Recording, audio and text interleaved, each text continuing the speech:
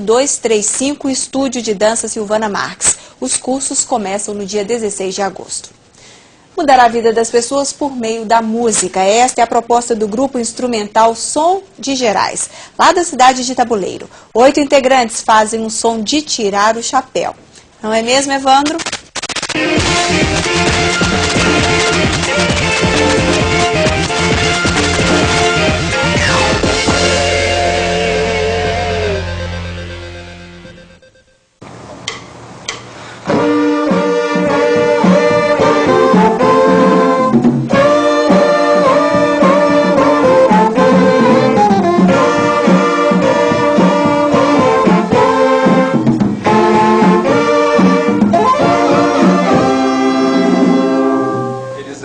Essa história começou com o Cláudio Neto. Ele se formou em sax na Universidade de Música Bituca, em Barbacena.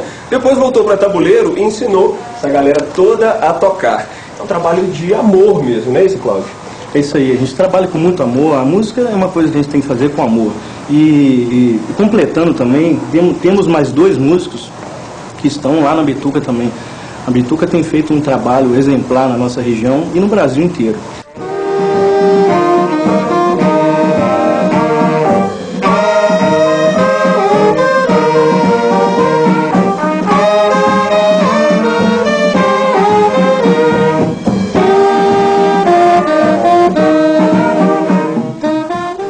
Agora, vocês precisam de ajuda para continuar esse trabalho, né? Já tocaram em Juiz de Fora, em outras cidades da região, mas precisam dessa ajuda. A gente está dependendo de apoiadores, de pessoas que acreditem no trabalho, na força da música, para que a gente possa continuar a levar esse trabalho adiante. A gente está precisando de uma bateria, a nossa bateria emprestada, e a gente está na luta aí. Eu queria que você falasse para a gente dessa característica específica, de um trabalho voluntário mesmo. Ninguém recebe para estar aqui, né? Todos nós somos voluntários, trabalhamos com amor mesmo, e para levar essa magia que a música tem até as pessoas, as casas das pessoas, porque Minas Gerais é muito rico em arte e cultura.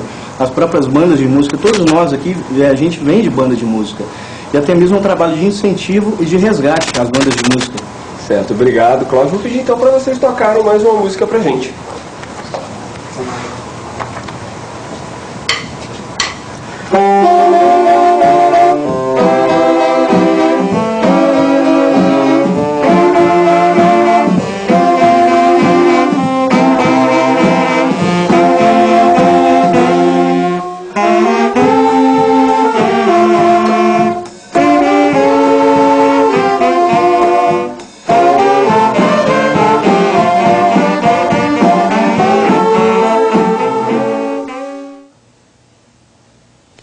Bom, o telefone de contato da banda está aí no vídeo.